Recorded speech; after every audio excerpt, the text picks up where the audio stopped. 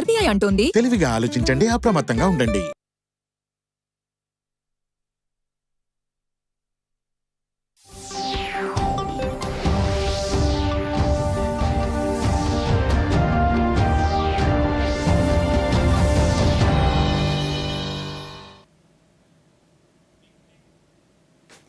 నమస్తే, దూరదర్శన్ వార్తలకు స్వాగతం. నేను ప్రజ్ఞ.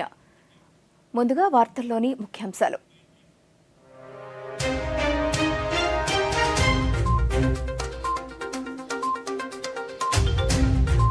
నేటి నుంచి విశాఖలో 2 రోజుల సిఐఐ భాగస్వామ్య సదస్సు ప్రారంభించనున్న ఉపరాష్ట్రపతి సిపి రాధాకృష్ణన్.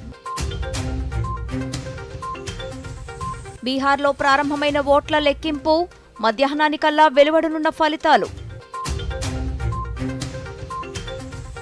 ఈ మధ్యాహ్నానికి జూబ్లీహిల్స్ ఉప ఎన్నిక భవితవ్యం, 10 రౌండ్లలో ఓట్ల లెక్కింపు. రాష్ట్రంలో పెరుగుతోన్న చలి తీవ్రత, జీ మాడుగులలో 7.6 డిగ్రీలకు పడిపోయిన ఉష్ణోగ్రతలు.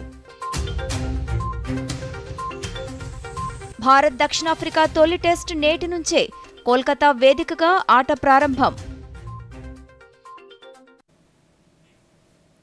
ఇక వివరాలు చూద్దాం. ఆఫ్రికా దేశం బోట్స్వానాలో రాష్ట్రపతి ద్రౌపది ముర్ముకు ఆ దేశ అధ్యక్షుడు డ్యూమా బోకో 8 చీతాలను అందజేశారు. గబోరనేకు 10 కిలోమీటర్ల దూరంలో ఉన్న మెకోలోడి నేచురల్ రిజర్వ్లో 2 పెద్ద చీతాలను క్వారంటైన్ నుంచి విడిచిపెట్టి ప్రతీకాత్మక కార్యక్రమాన్ని నిర్వహించారు. ఈ సందర్భంగా వన్యప్రాణి సంరక్షణ కోసం బోట్స్వానా చేస్తున్న కృషికి ముర్ము కృతజ్ఞతలు తెలియజేశారు. అలానే భారత్ కూడా చీతాల రక్షణకు కట్టుబడి ఉందని హామీ ఇచ్చారు.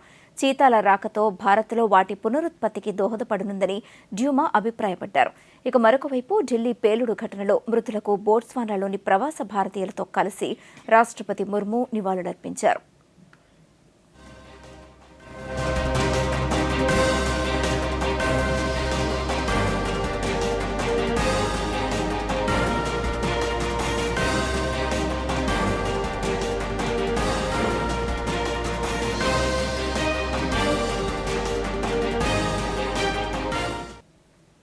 విశాఖపట్నం వేదికగా 2 రోజుల పాటు జరిగే సిఐఐ భాగస్వామ్య సదస్సు నేటి నుంచి ప్రారంభం కానుంది.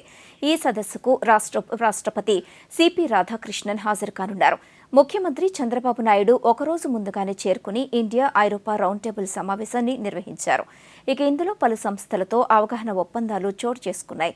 కాగా నేటి నుంచి జరిగే సదస్సు కేంద్ర వాణిజ్య పరిశ్రమల మంత్రిత్వ శాఖలోని పరిశ్రమ అంతర్గత వాణిజ్య ప్రోత్సాహక విభాగం ఆంధ్రప్రదేశ్ ప్రభుత్వం భాగస్వామ్యంతో నడవనుంది. ఈ కార్యక్రమంలో మొత్తం 45 సెషన్లు జరగనున్నాయి. 72 మంది అంతర్జాతీయ వక్తలు, 45 దేశాల నుంచి 300 మంది విదేశీ ప్రతినిధులు సహా 2,500 మంది ప్రతినిధులు పాల్గొంటారు. ఇక ఈ సమ్మిట్ ద్వారా వాణిజ్యం, పెట్టుబడులు, సాంకేతికతల భవిష్యత్తు దిశను నిర్ణయించే చర్చలు జరగనున్నాయి.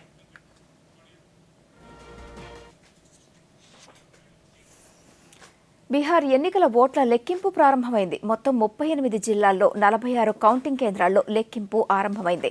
ఈ ఎన్నికల్లో మొత్తం 243 అసెంబ్లీ స్థానాలకు 2,616 మంది పోటీపడ్డారు. 1951 తర్వాత రాష్ట్ర చరిత్రలోనే ఈసారి అత్యధికంగా దాదాపు 67.13% పోలింగ్ నమోదైంది. దీంతో విజయం ఎవరిని వరించనుందా అనే అంశంపై ఉత్కంఠ నెలకొంది. కాగా అధికారంలోకి రావడానికి 122 సీట్లు అవసరం కాగా ఈ మధ్యాహ్నం 2 గంటలకల్లా పూర్తి ఫలితాలు వెల్లడయ్యే అవకాశం ఉంది.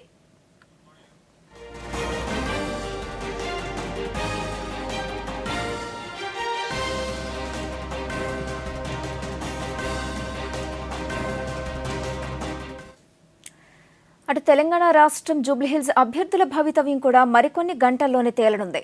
యూసఫ్గూడ కోట్ల విజయభాస్కర్ రెడ్డి ఇండోర్ స్టేడియంలో ఈ ఉదయం 8 గంటలకు ఓట్ల లెక్కింపు మొదలైంది. 42 టేబుళ్లు, 10 రౌండ్లలో లెక్కింపు జరగనుంది. లెక్కింపు కేంద్రం వద్ద 144 సెక్షన్ను విధించారు. ఈ ఉప ఎన్నికలో 58 మంది అభ్యర్థులు పోటీలో ఉన్నందున ఒక్కో రౌండ్ ఫలితానికి కనీసం 40 నిమిషాలు పడుతుందని అధికారులు అంచనా వేస్తున్నారు. ఆ లెక్కన మధ్యాహ్నం 2 గంటలకల్లా తుది ఫలితం వచ్చేస్తుందని ఎన్నికల అధికారి వెల్లడించారు.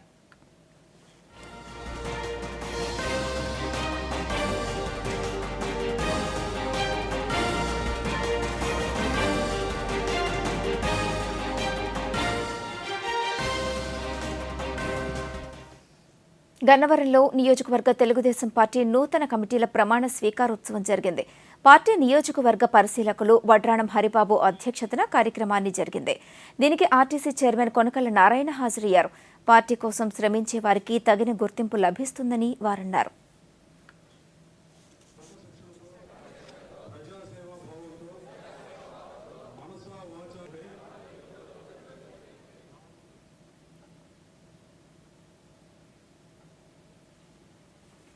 హ్యాపీగా ఉన్నారు. గుంతల పడ్డ రోడ్లన్నింటినీ కూడా అభివృద్ధి చేయడం జరిగింది. రాష్ట్ర పరిపాలన జరుగుతూ ఉంది. ఎవరి మీద కక్ష సాధింపులు దుష్ప్రచారం చేస్తున్నారు, ఎవరి మీద కక్ష సాధింపులు లేవు. వాళ్ళు చేసిన పాపాలు, నేరాలు, ఘోరాలకి వాళ్ళ రోజున మూల్యం చెల్లించుకుంటూ ఉన్నారు. తప్పు చేసిన వాడు ఎవడో కూడా తెప్పించుకునేది. దానిపైన చట్టపరంగానే చర్యలు తీసుకున్నాం తప్ప ఏమాత్రం కాదు. ఇది రాష్ట్ర అటవీ శాఖలో సుమారు 33 ఎకరాల ఆక్రమణకు గురైందని, దీనిపై కోర్టులో కేసులు నడుస్తున్న నేపథ్యంలో పూర్తి వివరాలు తెలియజేయకపోతున్నట్లు అటవీ శాఖ డైరెక్టర్ చలపతిరావు తెలియజేశారు. గుంటూరు జిల్లా మంగళగిరిలోని అరణ్య భవన్లో ఆయన మీడియాతో మాట్లాడారు. మంగళంపేట పరిసర ప్రాంతాల్లో ఆక్రమణలపై దర్యాప్తు జరుగుతోందన్నారు. అటవీ భూముల ఆక్రమణలకు పాల్పడితే చట్టపరమైన చర్యలు తప్పవని హెచ్చరించారు.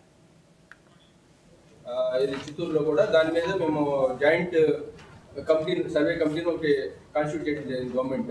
ఆ కమిటీ కూడా ఒక రిపోర్ట్ ఇచ్చింది. సో ఆ రిపోర్ట్ ప్రకారం ఏంటంటే మనకి 2.63 ఏకర్స్ ల్యాండ్, మన ఫారెస్ట్ ల్యాండ్ ఆక్యుపై చేయడం జరిగిందని మాకు నిర్ధారణ అయిందంట. మన కమిటీ రిపోర్ట్ చేసింది. దాని మీద మాది ప్రిలిమినరీ అఫెన్స్ రిపోర్ట్ అని మన ఫారెస్ట్ యాక్ట్ ప్రకారం POR బుక్ చేసేసి దాని అంతా ప్రాసిక్యూషన్ కోసం కోర్టులో ప్రొడ్యూస్ చేయడం జరిగిందండి.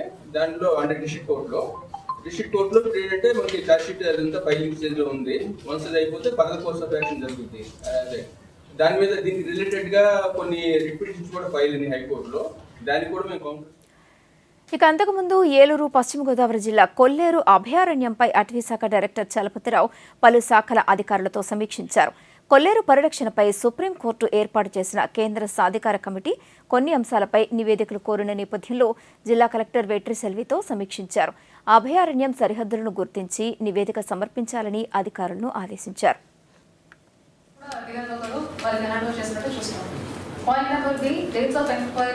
నేమ్స్ అండ్ డీటెయిల్స్ ఇవన్నీ పాత చూసుకొని అసైన్మెంట్ కమిటీ ప్రకారం వాళ్ళు ఎలిజిబుల్ అవుతున్నారు కాబట్టి బ్రీచ్ చేయలేకపోతున్నారు. శాంక్షన్ చేసాం సార్.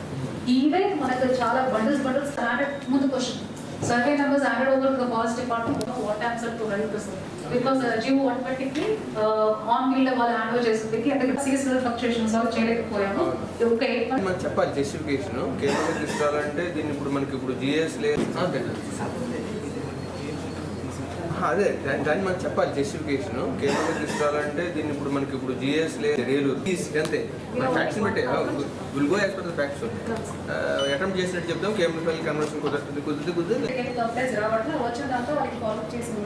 అదే మా దగ్గర రాలేదని చెప్తారు.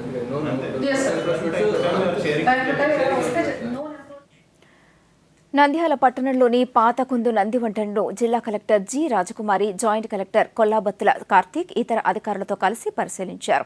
ఈ సందర్భంగా కలెక్టర్ జి రాజకుమారి మాట్లాడుతూ వంతెన శిథిలావస్థకు చేరుకున్న దృష్ట్యా ప్రభుత్వం ఇప్పటికే నూతన వంతెన నిర్మాణానికి భూసేకరణ నిధులు విడుదల చేసిందన్నారు. కొత్త వంతెన పూర్తవటానికి కొంత సమయం పట్టే అవకాశం ఉందని, అంతవరకు రాకపోకలు ఇబ్బందులు కలగకుండా పాత వంతెనను బలోపేతం చేసేందుకు చర్యలు తీసుకుంటున్నామని తెలియజేశారు.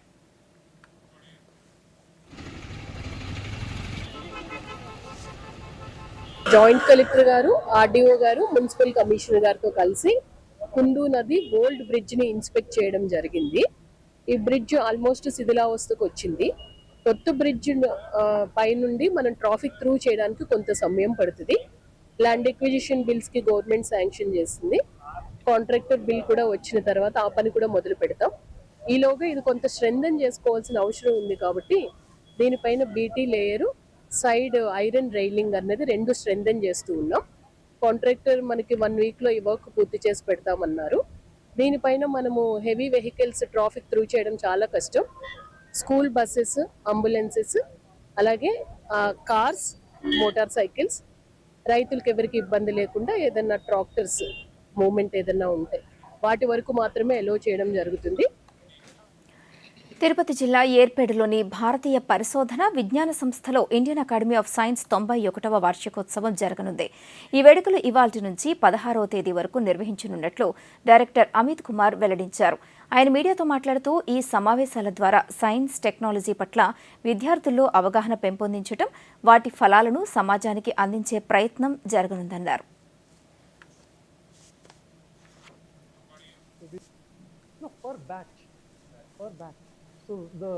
I, on behalf of the Institute, firmly believe that we should have more of these events for many reasons. One, of course, is to bring about awareness of scientific thinking and inspire both in the urban and semi-urban and in fact rural areas to take up science and technology as a career. Of course, IIT Tirupati is both a science and a technological institution, and we play a very critical role in translating the science to technology. And there are a lot of thrust areas, both in our science field and technological field, which includes condensed matter physics, quantum, advanced materials, nanotechnology, finding solutions to environmental problems, and so on. And we have had, we continue to have a embroidery మగ్గం పనిలో మహిళలకు మెలకువలను నేర్పిస్తోంది పొట్టి శ్రీరాములు నెల్లూరు జిల్లా వెంకటాచలంలోని Swarna Bharati trust. భారత ప్రభుత్వం నిర్వహిస్తున్న గ్రామీణ ఉపాధి నైపుణ్య శిక్షణ కేంద్రాల సహకారం, యూనియన్ బ్యాంక్ సౌజన్యంతో నెల రోజుల వ్యవధితో శిక్షణను అందజేస్తున్నారు. శిక్షణ పూర్తి చేసి సర్టిఫికేట్ పొందిన వారికి ఉపాధి మార్గాలు పొందేందుకు తమ వంతు సహకారాన్ని అందిస్తామని యూనియన్ బ్యాంక్ డైరెక్టర్ చెబుతున్నారు. 30 రోజులు మనకి ట్రైనింగ్ ప్రోగ్రాము నిర్వహించినా సరే చాలా ఇంటెన్సివ్ 9:30 to 5:30 నిర్వహించడం జరుగుతుంది ప్రతిరోజు. ఈ ట్రైనింగ్ అయిపోయిన తర్వాత వాళ్ళకి 2 years వరకు కూడా మేము బిజినెస్ ఎస్టాబ్లిష్ చేయడానికి అవసరమైనటువంటి అన్ని రకాల సదుపాయాలు మేము ప్రొవైడ్ చేస్తాము. ఒకవేళ వాళ్ళకి బ్యాంక్ లోన్ కావాలన్నా సంబంధిత బ్యాంకు అధికారితో మాట్లాడి వాళ్ళకి లోన్ ప్రొవైడ్ చేయడం కానీ, ఇంకా వాళ్ళు బిజినెస్లో ఏవైనా ఇబ్బందులు ఎదుర్కొంటుంటే దానికి తగిన సలహాలు సూచనలు ఇచ్చి వాళ్ళని బిజినెస్లో ఎస్టాబ్లిష్ చేసి డెవలప్ అయ్యే విధంగా మేము ఎంకరేజ్ చేస్తామండి. ఇక్కడ ఆర్సిటీకి వచ్చిన ద్వారా నేను స్వయం ఉపాధి ఎలా నా సొంత కాళ్ళ మీద నిలబడాలి అనే విషయాన్ని నేర్చుకున్నాను. అదేవిధంగా స్వయం ఉపాధి అంటే సార్ వాళ్ళు ఈడీపీ క్లాస్లో మాకు ఎక్స్ప్లెయిన్ చేశారు. ఏ విధంగా మీరు మీ కాళ్ళ మీద సొంత నిర్ణయాలు తీసుకొని ఏ విధంగా భవిష్యత్తులో ముందుకు వెళ్ళాలి అనే విషయాల గురించి తెలిపారు. అదేవిధంగా మేడం మాకు ఎంబ్రాయిడరీ వర్క్ గురించి, పెయింటింగు, హ్యాండ్ ఎంబ్రాయిడరీ వీటన్నిటి గురించి కూడా. గుంటూరు జిల్లాలోని నాగార్జున విశ్వవిద్యాలయంలో జరుగుతున్న ఐడియా అండ్ ఇన్నోవేషన్ పోటీలు విద్యార్థుల్లో ఉత్సాహాన్ని నింపుతున్నాయి. విద్యార్థులను శక్తివంతులుగా తీర్చిదిద్దాలనే ప్రధాని మోదీ ఆకాంక్షలకు అద్దం పడుతూ పోటీలు సాగుతున్నాయి. ఇటువంటి కార్యక్రమాలు విద్యార్థుల్లో విజ్ఞానాన్ని ప్రోధి చేసి దేశ సేవలో పాలు పంచుకునే అవకాశాన్ని కల్పిస్తున్నాయని అధికారులు చెబుతున్నారు.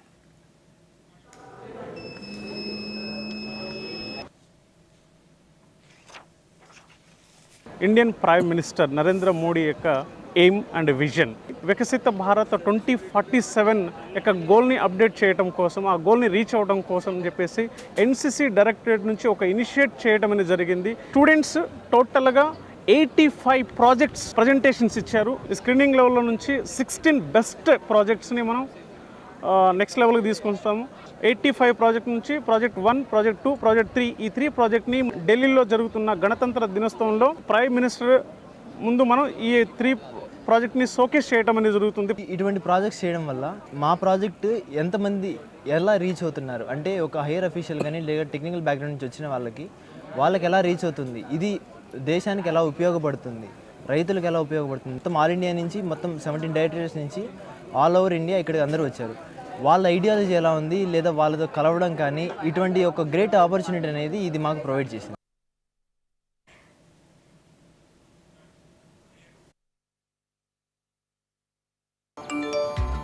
తక్కువ వడ్డీకి లోను కావాలా, అది నువ్వు యాప్ ద్వారా? అరే వా, చిక్కుకున్నాడు. తెలియని యాప్ తో జాగ్రత్త. ఆర్బీఐ అంటోంది తెలివిగా ఆలోచించండి, అప్రమత్తంగా ఉండండి. తిరిగి స్వాగతం. రాష్ట్ర ఆర్థిక శక్తి మోడల్గా విశాఖ ఎకనామిక్ రీజనల్ నిలుస్తోందని ముఖ్యమంత్రి నారా చంద్రబాబు నాయుడు పేర్కొన్నారు. విశాఖలో నిర్వహించిన విశాఖపట్నం ఆర్థిక ప్రాంత అభివృద్ధి సదస్సులో ఆయన మాట్లాడుతూ 9 జిల్లాలతో విశాఖ ఎకనామిక్ రీజియన్ను ఏర్పాటు చేస్తున్నట్లు వెల్లడించారు. విశాఖను సుస్థిర అభివృద్ధి కేంద్రంగా తీర్చిదిద్దుతామని తెలియజేశారు. ఈ సందర్భంగా నీతి ఆయోగ్ సీఈఓ సుబ్రహ్మణ్యంతో కలిసి చంద్రబాబు నాయుడు విశాఖ ఆర్థిక ప్రాంత అభివృద్ధి పత్రాన్ని ఆవిష్కరించారు. ఈ సదస్సులో పలువురు కేంద్ర, రాష్ట్ర మంత్రులు పాల్గొన్నారు. ఆలోచన మాత్రం కనీసం 25,000 కేసు ఇక్కడ రావాలి to start with. Number of hotels కానీ టూరిజం కానీ ఇవన్నీ రావాల్సిన అవసరం ఉంది. అదే మరి చాలా ప్రాంతాల్లో మీరు చూస్తే సింగపూర్ ఒక ఫిషర్మెన్ విలేజ్ ఈరోజు one of the most liveable సిటీగా తయారు చేయగలిగారు. ఇవన్నీ కూడా అక్కడుండే పాలకులు కానీ పబ్లిక్ పాలసీ కానీ అక్కడ చేసిన ప్రయోగాలు కానీ చాలా మంచి ఫలితాలు వచ్చాయి. ఈరోజు ఇండియా కూడా మనం చూస్తున్నాం. నరేంద్ర మోడీ గారు ప్రధానమంత్రి గారు అయిన తర్వాత 11 సంవత్సరాల్లో 11వ ప్లేస్లో ఉండే ఆర్థిక వ్యవస్థ 4వ అతి లార్జ్ ఎకానమీకి వచ్చాం. రాబోయే సంవత్సరం మనం 3rd లార్జెస్ట్ ఎకానమీకి వస్తాం. India by 2047 will become number 1 economy. It is unstoppable. It is going to happen. ఈ సమయంలో 25 సంవత్సరాల కంటే పబ్లిక్ పాలసీ ఒక విజన్ ఇచ్చాం. ఒక ఇంటికి ఒక ఐటీ ప్రొఫెషనల్ ఉండాలి, పిల్లల్ని బాగా చదివించామని చెప్పి ఒక కాల్ ఇస్తే 25 సంవత్సరాల్లో వచ్చిన ట్రాన్స్ఫర్మేషన్ మీరు చూస్తే ప్రపంచం అంతా కూడా భారతీయులు వెళ్ళారు. అందులో అగ్రస్థానంలో తెలుగు వాళ్ళు ఉన్నారు. ఏ దేశానికి పోయినా హైయెస్ట్ పర్ క్యాపిటా ఇన్కమ్ ఎవరంటే ఏదైతే ఎకనామిక్ రీజన్ రిపోర్ట్ తయారు చేశారు. ఈరోజు ఇక్కడ కలెక్టర్స్ కూడా పిలిచాను. మీరు గుర్తుపెట్టుకోవాలి, 0 డేట్ అవర్ 0 అవర్ స్టార్ట్ అయింది. ఈ రోజు నుంచి లెక్క గడియారం తిరుగుతుంది. ఎప్పుడు కూడా ఆంధ్రప్రదేశ్ ముందుంటుంది. విశాఖపట్నం నెంబర్ 1గా ఉంటుంది.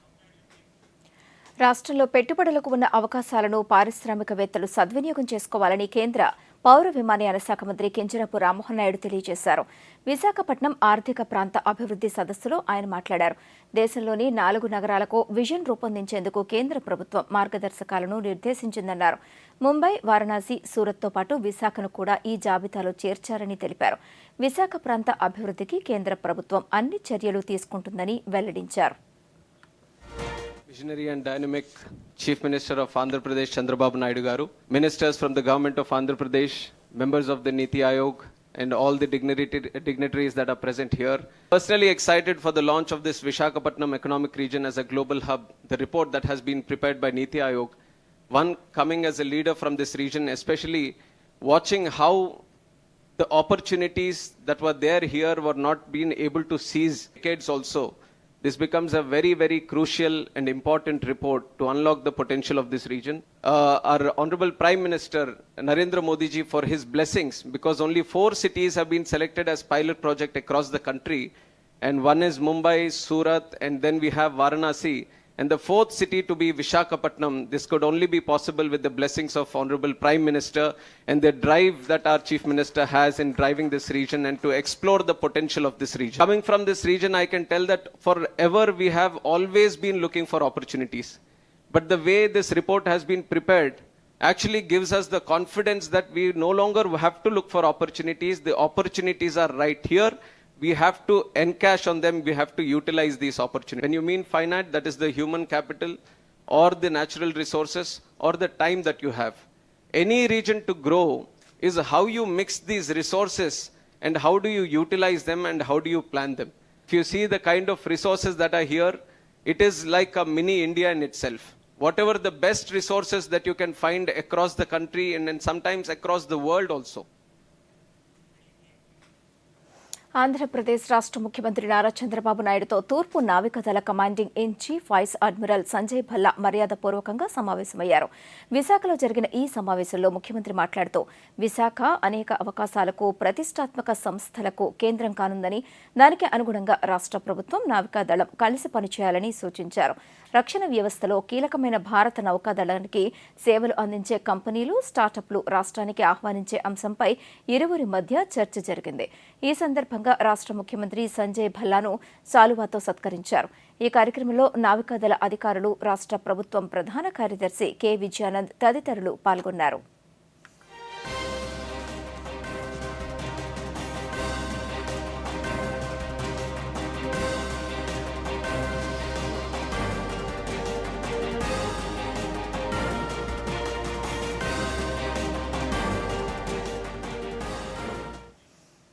సుదీర్ఘ తీర ప్రాంతం ఉన్న ఆంధ్రప్రదేశ్లో నౌకా నిర్మాణంతో పాటు పర్యాటక ప్రాజెక్ట్స్ను చేపట్టేందుకు విస్తృతమైన అవకాశాలు ఉన్నాయని ముఖ్యమంత్రి నారా చంద్రబాబు నాయుడు స్పష్టం చేశారు.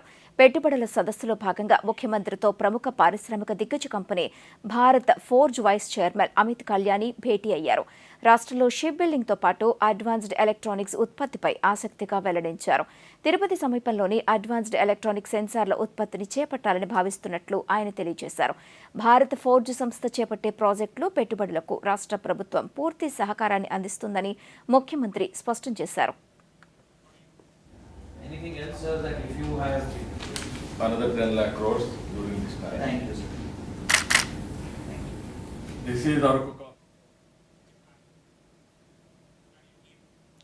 విశాఖ ఐటీ హిల్స్లో ఐటీ సహా పలు కంపెనీలకు రాష్ట్ర ఐటీ శాఖ మంత్రి నారా లోకేష్ భూమి పూజ చేశారు. Sails software, residential project, world trade centre సహా పలు కంపెనీల ఏర్పాటుకు శంకుస్థాపన చేశారు. ఈ సందర్భంగా మంత్రి మాట్లాడుతూ ఈ కంపెనీల ఏర్పాటుతో యువతకు పెద్ద ఎత్తున ఉపాధి అవకాశాలను లభిస్తాయన్నారు.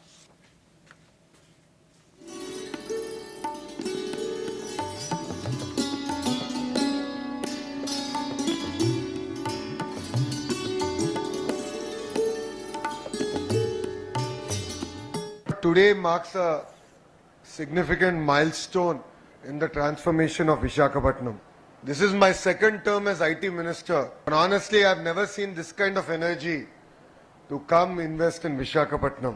While we have done foundation stones for marquee investments, I believe this is just the beginning. What we have achieved today is close to 3,800 crores worth of investments, and we'll be creating 30,000 jobs here in Visakhapatnam over the next 3 years. As all of you know, in the last election we made a promise to the youth of Andhra Pradesh that we will create 20 lakh jobs. And from the day this government came into power, we are working with a single agenda to deliver on that promise.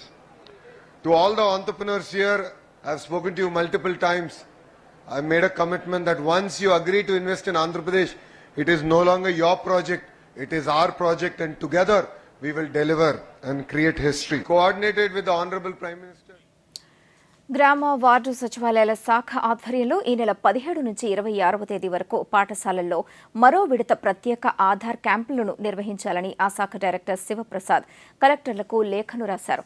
రాష్ట్రంలో సచివాలయాల వ్యవస్థ ఏర్పాటు తర్వాత 4 ఏళ్లుగా మారుమూల ప్రాంతాల్లోనూ ఆధార్ సేవలు పూర్తి స్థాయిలో అందుబాటులోకి వచ్చాయి.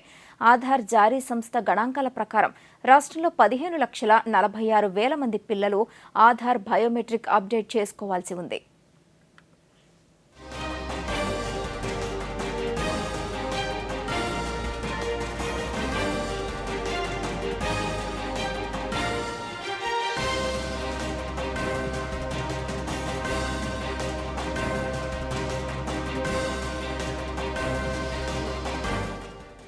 విజయవాడ ఇంద్రకీలాద్రిపై శ్రీ దుర్గా మల్లేశ్వర స్వామివార్ల దేవస్థానంలో ఈ నెల 15వ తేదీన జరిగే భవానీ దీక్షల విరమణ సహా పూర్ణాహుతికి అన్ని ఏర్పాట్లు పూర్తి చేసినట్లు ఆలయ కార్యనిర్వహణ అధికారి సీనా నాయక్ తెలియజేశారు. పూర్ణాహుతి నేపథ్యంలో ఏర్పాట్లను ఆయన పరిశీలించారు. మహామండపం దిగువన దుర్గాఘాట్ ప్రాంతాలను పరిశీలించి అధికారులతో సమీక్షా సమావేశం నిర్వహించారు. ఇక రాష్ట్రం నలుమూల నుంచే కాకుండా ఇతర రాష్ట్రాల నుంచి కూడా లక్షలాది మంది భక్తులు తరలివచ్చే అవకాశం ఉన్నందున ఈ అన్ని ఏర్పాట్లను పూర్తి చేస్తున్నట్లు తెలియజేశారు.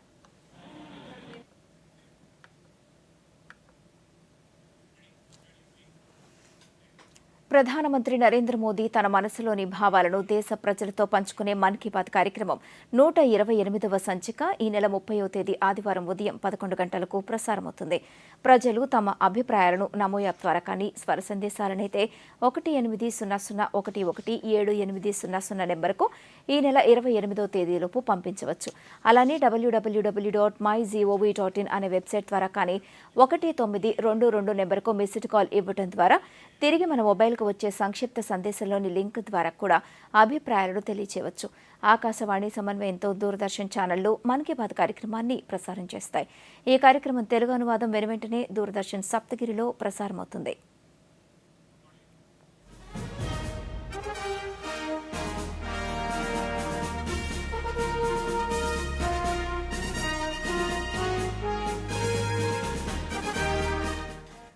దక్షిణాఫ్రికాతో భారత్ తొలి టెస్ట్ కాసేపట్లో ప్రారంభం కానుంది. కోల్కతా వేదికగా ఈ ఉదయం 9:30 ఇరు జట్లు తలపడనున్నాయి. స్వదేశంలో సఫారీ జట్టుపై భారత్ ఇప్పటివరకు తిరుగులేని ఆధిపత్యాన్ని ప్రదర్శించింది.